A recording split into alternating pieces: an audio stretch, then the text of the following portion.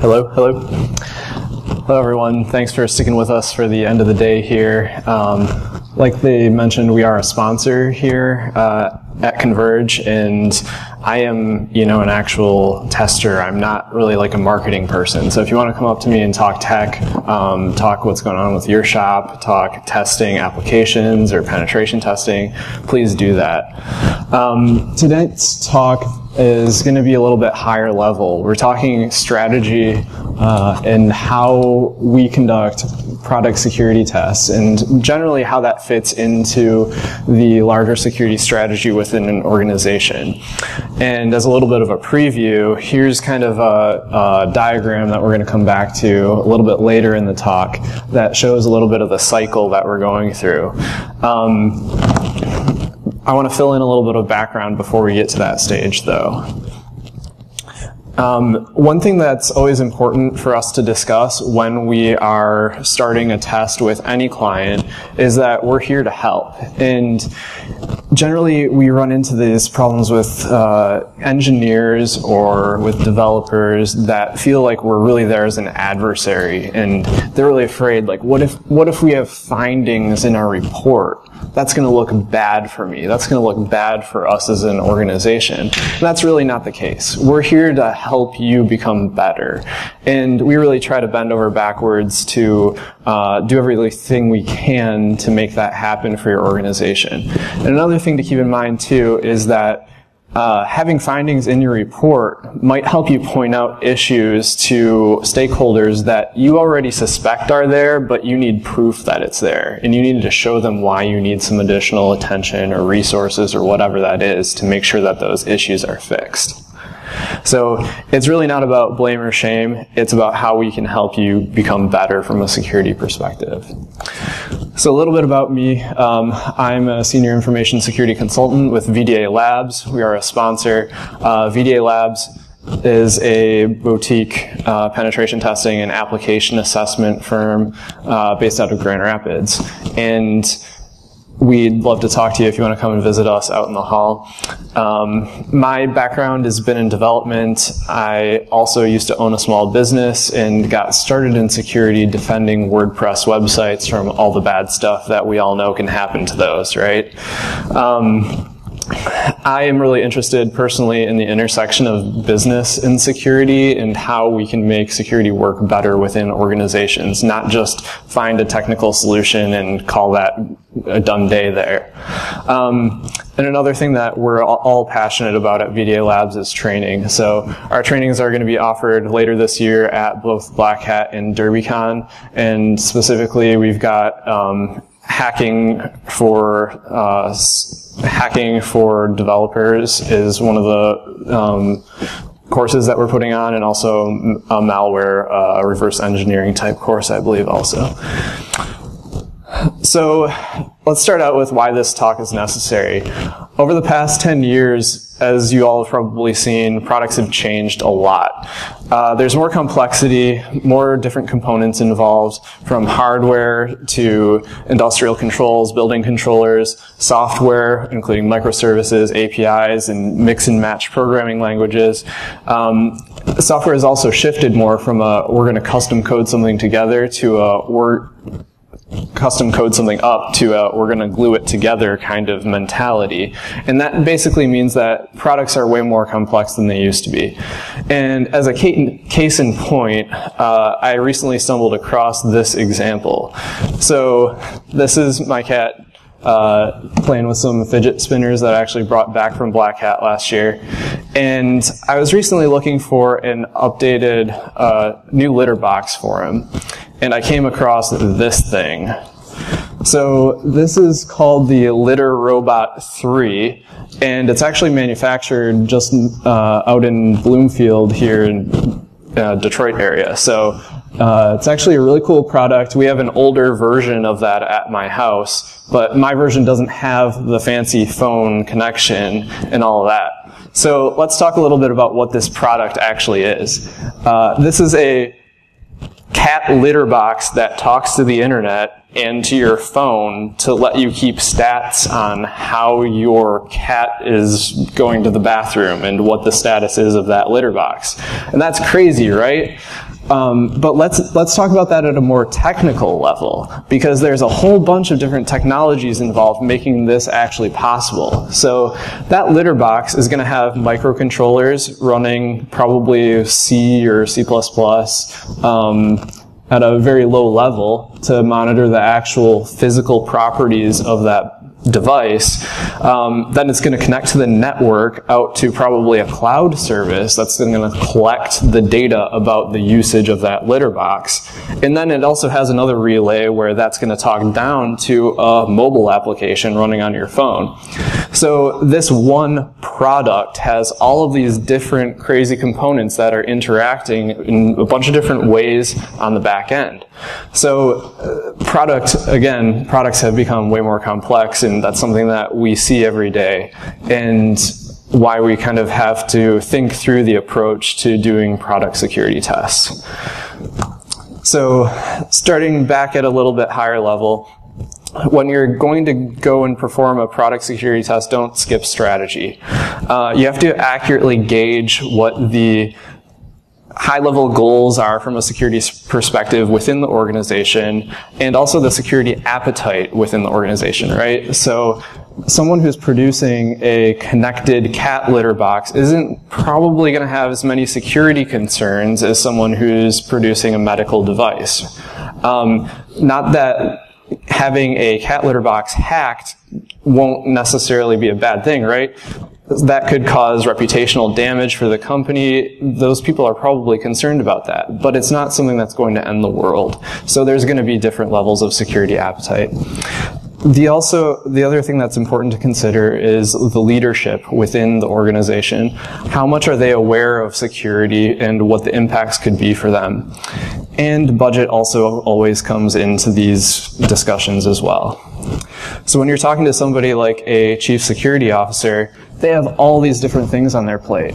GRC, regulations, business need versus budget, balancing those kind of high-level concerns with strategic goals around automation, metrics, building a qualified team, all of these different things. Oh yeah, and testing. Testing is a thing that's a part of their concern, but not the main thing.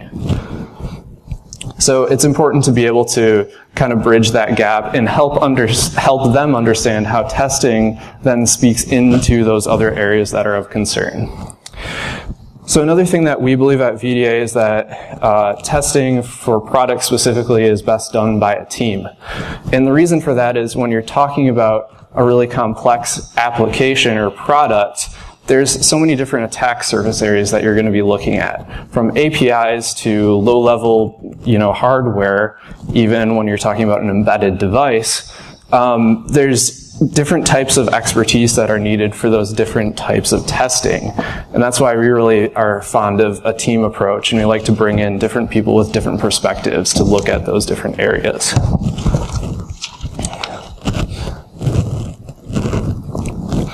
So as another kind of background piece of knowledge, many people are familiar with the corporate penetration test process. So a corporate penetration test would generally include things like external, where you're attacking from the internet, applications, where you might be looking at websites that are publicly facing, internal, where you're testing internally to the corporate network to see what vulnerabilities are there, wireless, social engineering, physical, where you might be trying to break into a building, and then reporting. So that's kind of the standard penetration test model that a lot of people are familiar with.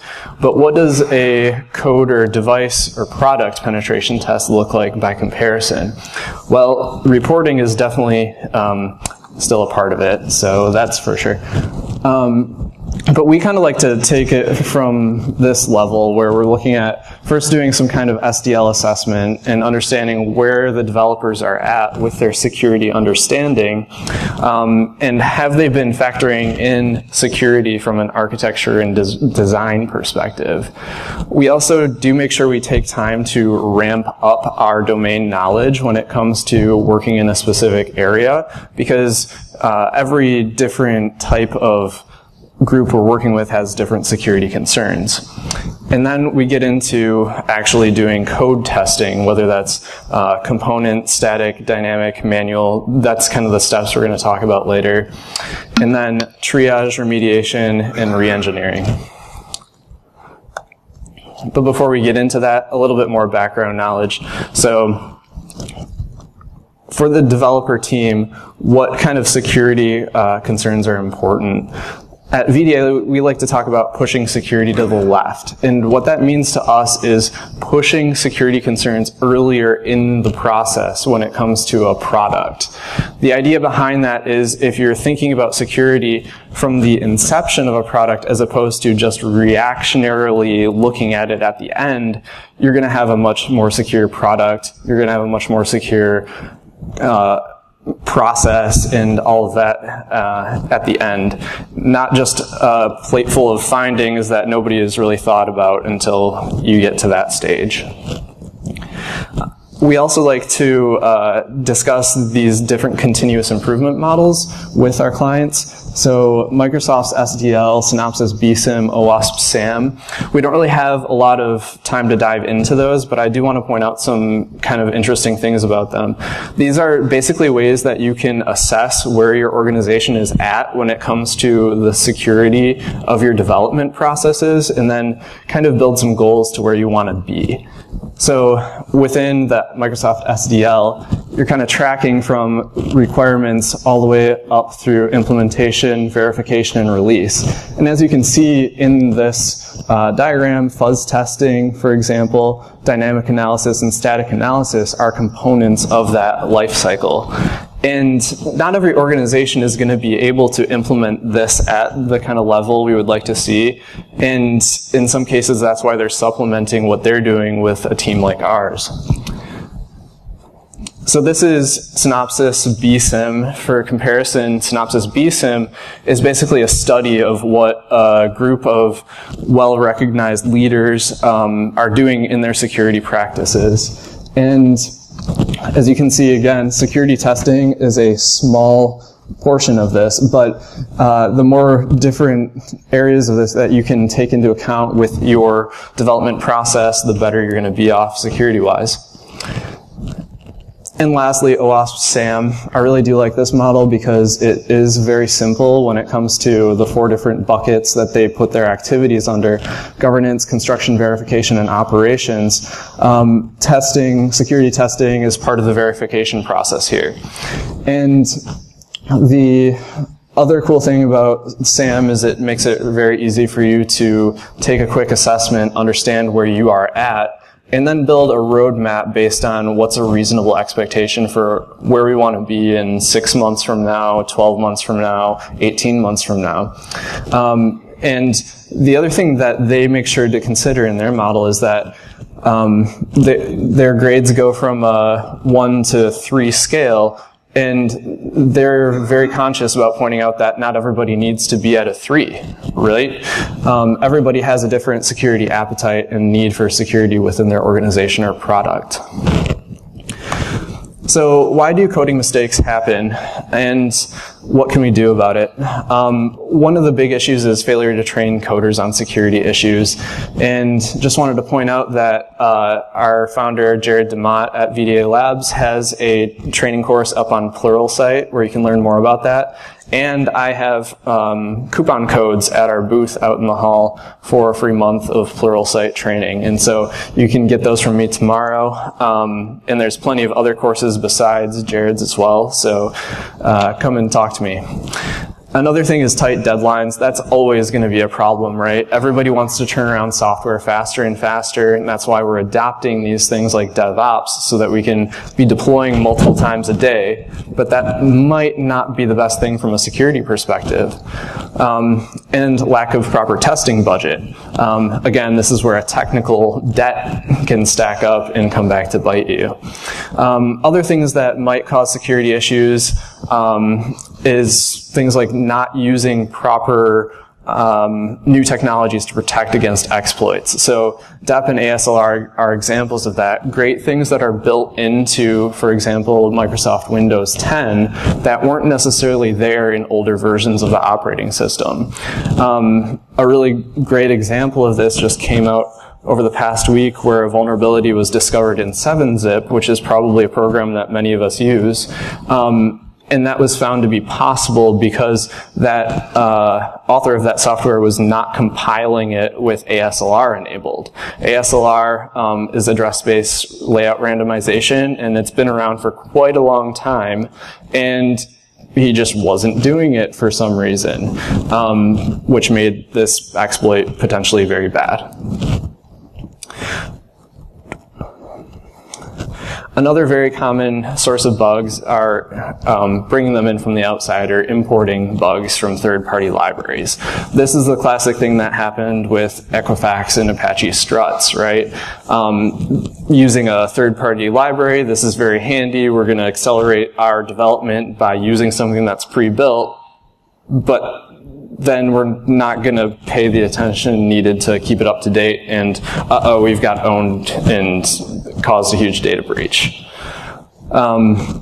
Plenty of problems like that happening all the time.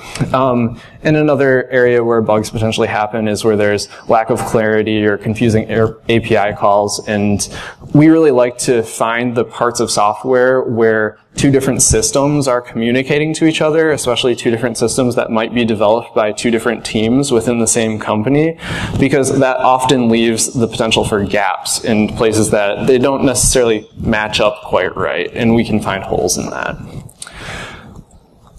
But it's really important just to get the basics right. Things like secure passwords, storing data correctly, and really just secure design. Considering how your product is going to be built from a security perspective from the very start, and even potentially not incorporating a certain feature into your product because it might open up too many doors to potential issues, right? We've seen that before where there's, for example, a SQL query builder in this web application. Well, what might that allow you to do if you were trying to do something nefarious? Could you maybe query the database and get some other user's data out of it? That could be very possible, right? So thinking through the potential complications that you're introducing with a new feature is always important. And lastly, well, another thing that we always like to say is that not every device is built with the type of security that's necessary to put it straight on the internet. A great example of that was discovered recently when Memcache-D instances were exploited around the world to cause, I think, the largest DDoS attack that ever happened, basically because these instances of Memcache-D were exposing a port to the internet that was never supposed to be exposed to the internet. It was supposed to be a local interface that was talked to by the system, but it instead allowed attacks to be relayed through these open instances without any authentication. And next, making sure you're using strong passwords, and even better, using VPNs and 2FA to get access to systems. That's always something we want to recommend. No matter what the system is, if there's any sort of sensitive information, you should be using a 2FA to get into it. And another thing that's easily forgotten in the age of complex products is software updates. And this was touched on in one of the earlier talks here. When you're deploying a product, you need to consider the life cycle of the both hardware and software that's being sent out into the world. Because if you're going to develop something now, it may need to be supported for how many years? Your company really should know that before you put it out there, and make sure that it's known to the customers as well. And it's very common to deploy something and have consumers especially not think about it again, but IT people do that too. So you can't assume that it's going to be updated. And so you have to do everything you can to make that, enable that process. Lastly, we do we do also like to talk about protecting intellectual property through doing things like obfuscating code and hiding software and firmware updates. The reality is that if your attackers are really persistent, they will be able to get around those types of attempts, but it can potentially slow them down. And also, putting things into your code such as canaries can help you determine if someone is really looking at it at that level. So for example, some type of canary token in the actual binary that isn't used for anything except when somebody finds it after decompiling your code could give you a hint that someone is really digging at your stuff. And another point is always make sure that you've got a channel for researchers or security professionals to reach out to you about your product. Having a simple secure@companyname.com email address is definitely a good step. And then having the accountability to follow up with those types of information that come in. You don't want to be like the oracle that's going to hire lawyers when they see some kind of issue come up. You want to be someone who's friendly to that and know that if a security researcher is bringing you something, they're not necessarily out for blood. So that's the background that I wanted to go over. Now we're actually going to dig into the meat a little bit of how we conduct product security reviews. And that really starts out with scoping. And that's kind of an area that is a little bit tricky when you're talking about a complex product. Whether you're talking about a car, building controller, IoT device, these are the steps that we kind of take from a consulting perspective. So when you're trying to scope out the process, you have to talk about what's in scope. Because when you're talking about testing a complex product, you have to understand where the edges of that product actually are. What's in scope? What do they have budget to test? And what are the technologies involved? What approach do they want you to take? It gets pretty complicated pretty fast. Oftentimes clients will come to us and say, we really just want to see what a hacker can do with this system. They're kind of taking the perspective of, okay, a hacker isn't going to have any background knowledge on what this system is like. And so they want to see what someone with zero knowledge can do to it. And that's fine. We perform black box tests all the time.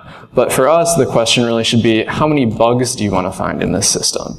Because if you want to enable us to find more bugs at a deeper level, that sometimes requires getting a lot more access than just a URL with a login or something like that. Oftentimes, we'll request different levels of access to an application through credentials at like a normal user, a super user, and like an admin.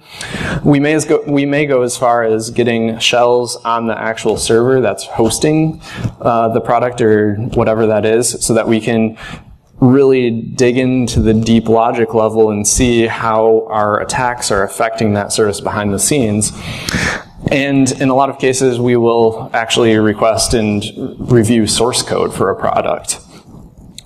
Some customers think that might be cheating. We really don't think that at all. We think that that is what enables us to do our job better, do our job faster, and find more bugs for you. Sometimes customers have a different thing in mind and they don't want to find as many bugs, and that's fine too.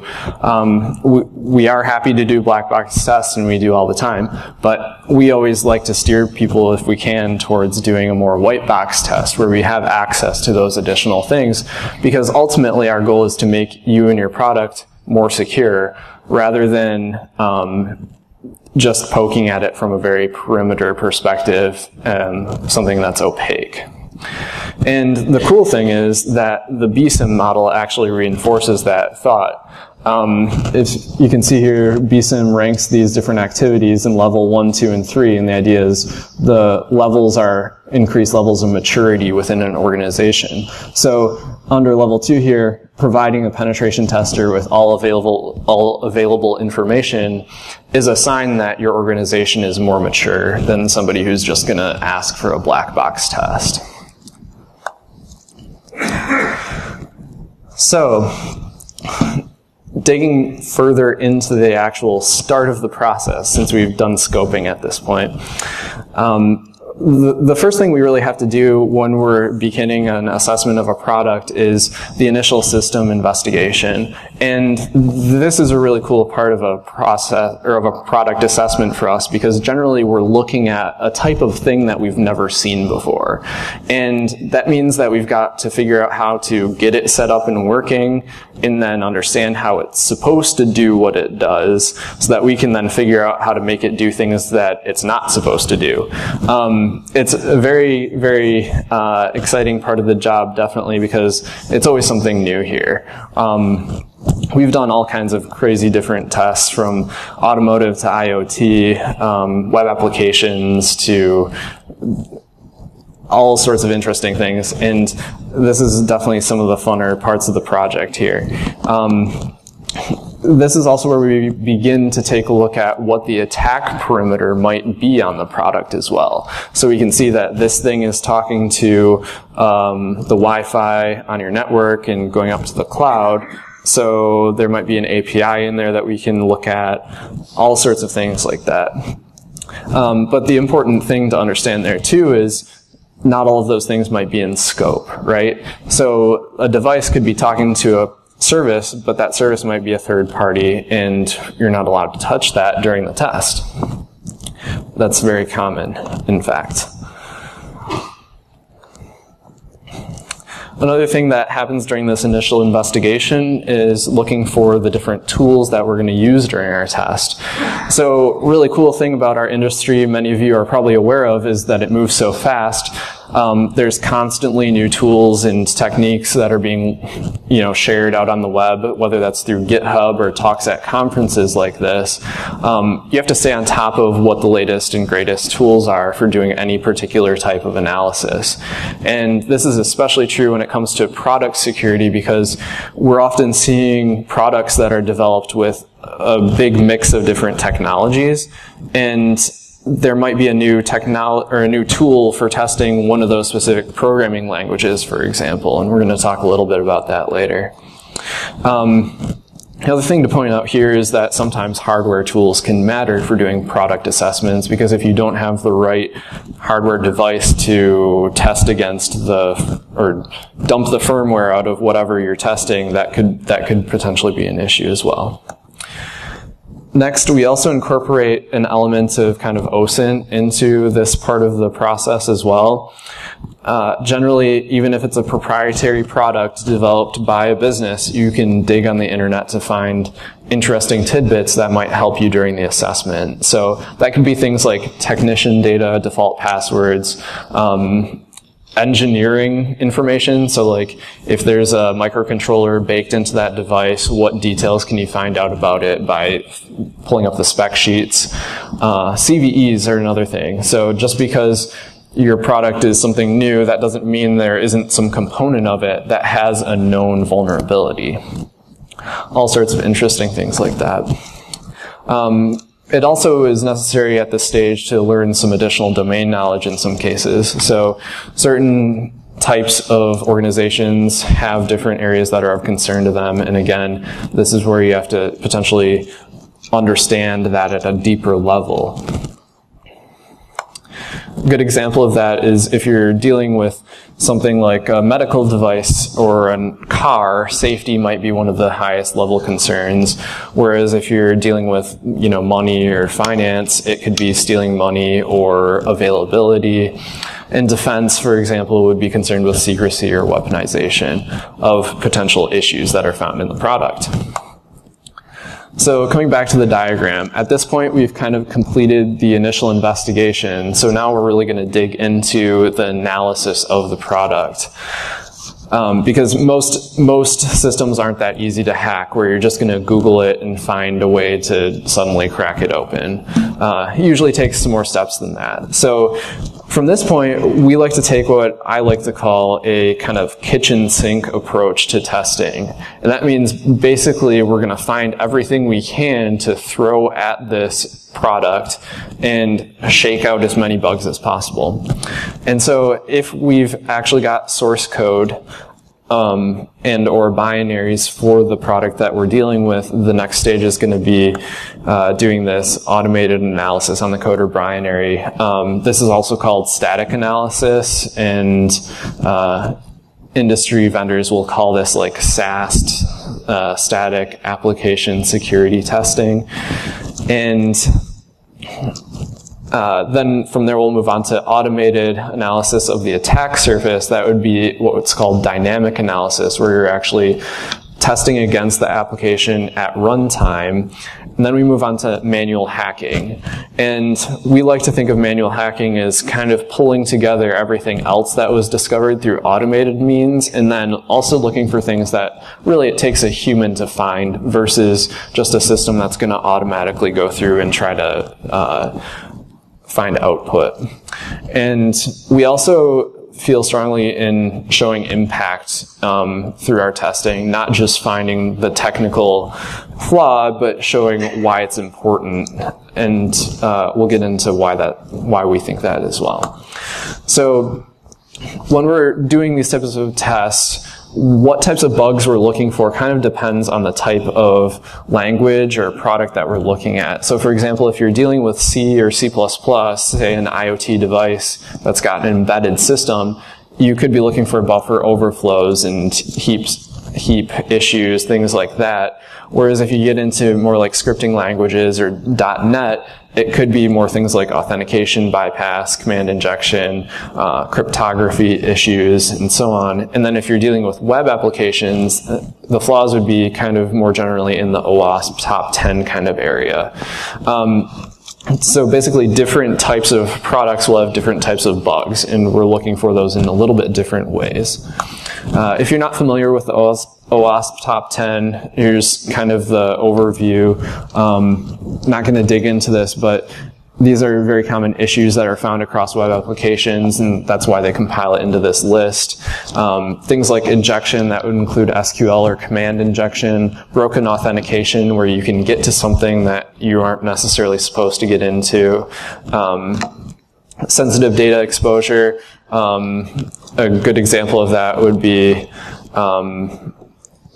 being able to download a file that shouldn't be publicly accessible or whatever that is. But the point is, these are the general buckets that we're looking for on a web application. And to kind of get started into the testing phase here, we're going to show you some different screenshots of the tools that we're using, kind of talk through what they are and why we're using them. So this is the .peek tool, which is created by JetBrains, and this will decompile .NET code from its compiled form back into readable code. So why do we want to do that? Readable code is a lot easier to understand than bytecode or whatever you'd be looking at otherwise. So if we have access to those binaries, decompiling them is very helpful. It also allows us to check for things like hard-coded credentials, weak cryptography, and things like that. And so that would be a case where like a binary was provided, but the source code wasn't provided. You'd have to do that kind of tool. On the furthest end of the spectrum, if you've got like a C, say you've dumped the firmware off of an embedded device, you might just have a blob that you have to decompile using something like Binary Ninja or IDA Pro. At this level, you'd be looking at bytecode to try to understand what's going on with that application and to try to find out, you know, where might a logic flaw be that we can poke a hole in. So digging into static analysis. Static analysis is really cool. It's a broad technique because it allows you to potentially take a whole bunch of source code, right? All of the source code for the product and dump it into a tool that's going to analyze it and find potential issues in the code.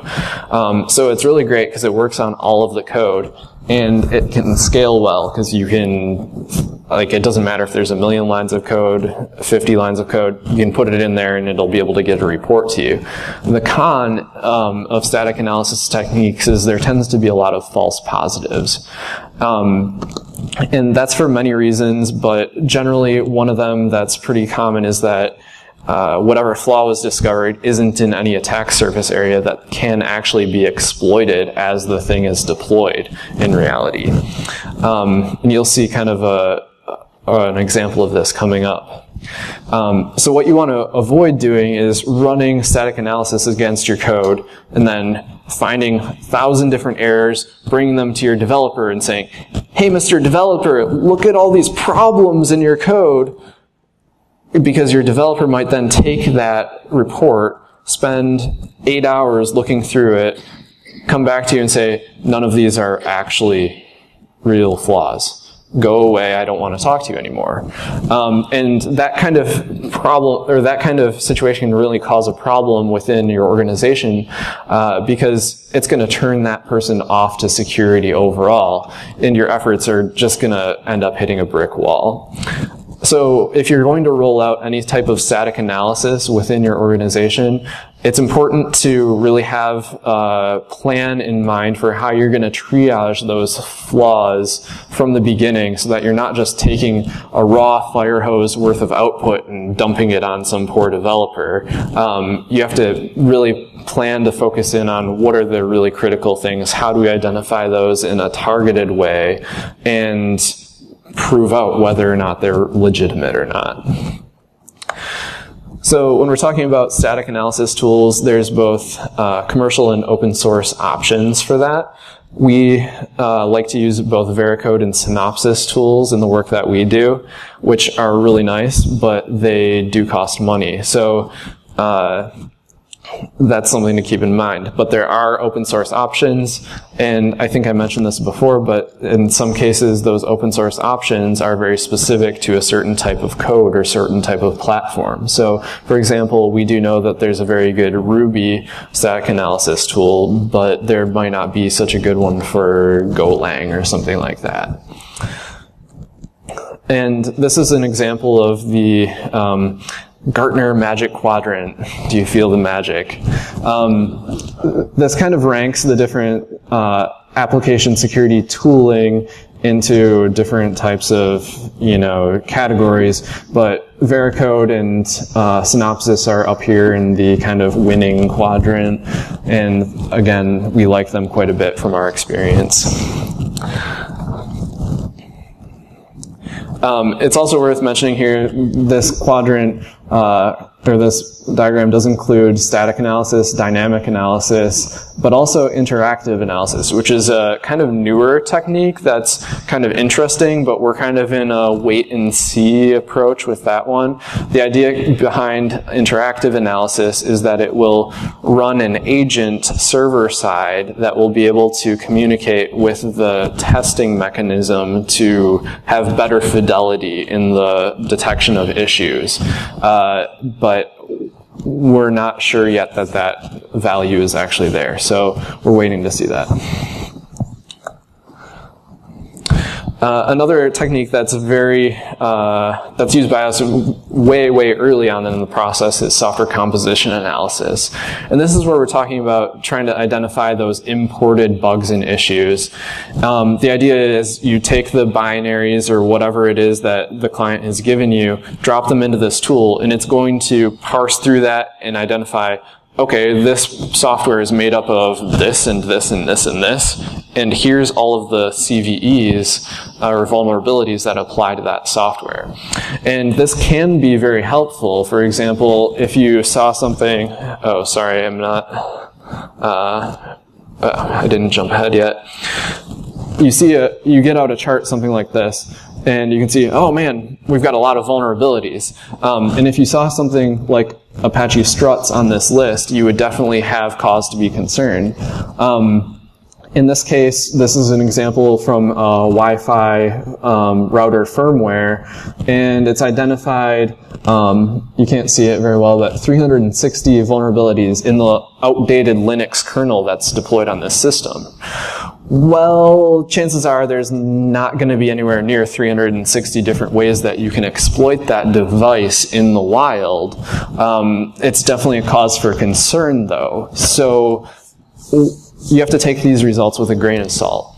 We do like this as a kind of usable metric, though, because over time, if you're able to perform this type of analysis as you're releasing new iterations of a product, you definitely would want to see those numbers trending down as opposed to up.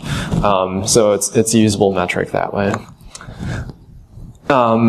This is an example of Vericode's software composition analysis output. Again, same thing, it's identified one critical level flaw in, I think that's Apache Spring, but same type of output, different type of format. So then getting into the actual static analysis tooling, Vericode and Synopsys, again, are the commercial providers that we use. They're kind of cool because they're different in a way. Vericode, for example, runs a cloud-based service where you upload your items to the cloud and it does analysis for you out there. Synopsys Coverity, on the other hand, is more developer-focused and will actually compile the code and build it and identify vulnerabilities that way. Open source options, Brakeman for Ruby is one that we found and really like. There's also Visual Studio plugins for .NET, PumaScan and Security Code Scan are two options for that. So I've just got a couple of quick output examples. So this is what you might see out of Vericode's Cloud Scanner. SAST product, so we found OS command injection. Again, like, just because it's found the potential for this in the code doesn't mean that it's actually exploitable. So that's why we actually have to follow up and continue through the cycle. And this is Coverity, for example, and again, this is where it shows it kind of in an inline with the code type of view, which is really neat because you can see exactly where that injection point might be in the software right away. And here's the example from a Visual Studio plugin. As you can see, when a coder is it's a little fuzzy, but when a coder is developing, they'll be able to see, okay, this line right here might have this potential cryptography issue. And then Brakeman, again, is the Ruby tool that we really like to use. So moving on to the dynamic analysis. Dynamic analysis is really cool because you're actually investigating the runtime attack surface area as opposed to like the theoretical attack surface area of SAST. And so the idea is that you'll have less false positives here because if you can actually tweak something and exploit something in this setup, you know, you're actually doing it against a live product, so it's a real thing. But the con is that if this is the only attack surface area that you're looking at, you'd be less likely to find deeper bugs. So when you're doing dynamic analysis, sometimes you can only do dynamic analysis, like in the case where a client is not willing to provide you with source code or binaries or anything like that. They just want to see what a hacker can do. You're only doing dynamic analysis potentially. So you might not be able to see under the scenes or under the hood, behind the scenes or under the hood to get those deeper flaws. From a dynamic analysis perspective, we really like an open source tool called Arachne. It's freely available to download, and we've used this very successfully on a number of jobs. And we use this actually in complement to commercial tools like Vericode, again, does both static and dynamic analysis. And we find that using both is really what gets us the best results, because not every security tool is going to measure or seek out the same types of vulnerabilities. So, great example of this, recently had a job where ran Vericode, didn't find any critical findings, ran Arachne, and it discovered debug output from a certain parameter that included full API keys for all the cloud services that this site was connected to. And that's just one example of how one tool might not find everything. And that's because, testing is an NP-hard problem where you can never really prove something is completely secure. Each tool or each approach might be a little bit different, but combining them together, we really find we get the best results. So Arachne also has a web interface, which can be pretty handy. I think that allows you to track things over time as well. And then I'm not going to talk much about fuzz testing, but that's another area that can be necessary depending on what the application is. So you can fuzz test against the,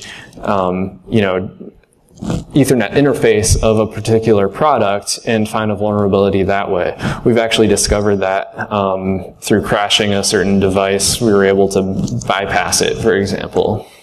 American Fuzzy Lop is kind of the main fuzzer that's really well known right now, and basically what that'll do is mutate input to a specific program until it causes a crash.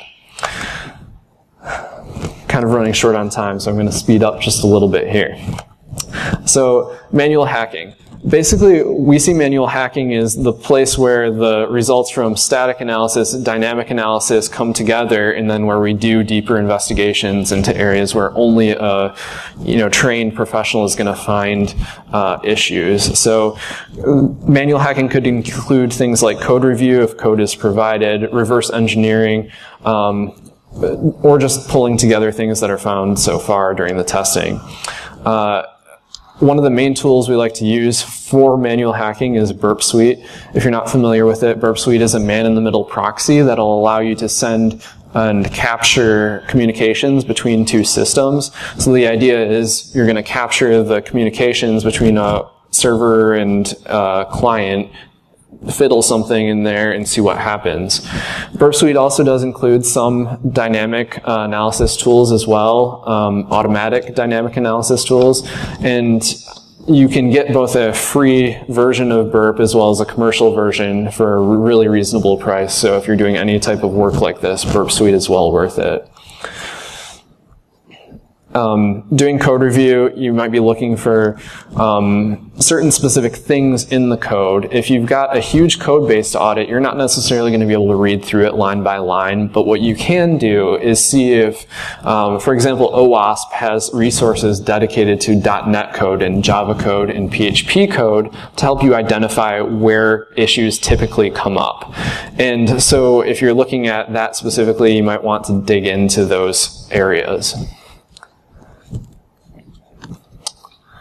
Lastly, proof of concept, your chance to show impact. So why do we want to show impact? Don't we have bigger fish to fry and want to spend our time actually looking for vulnerabilities? Sure, but we really feel at VDA Labs that if we don't show the impact of a vulnerability through something like a video or a script that's a POC, or dumping access to private information or whatever that might be in the system, it doesn't help stakeholders understand why what we're doing is important. And so if at all possible, we really want to go through and show what our attack enables us to do.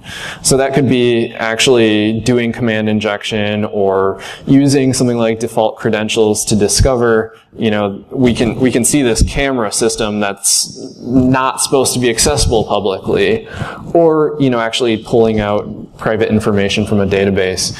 We really encourage everyone to keep it ethical, right? We have to do that in this security industry, but you also have to just push a little bit. You have to push people so that they understand the impact of what you're doing. And last step, reporting and communicating results. Reporting, very, very common practice, right? You got to make sure that all of your reports are well written. Executive summary, story of how you found the exploits that you did find, ordered findings, and remediations that make sense and are actually applicable to what you did find.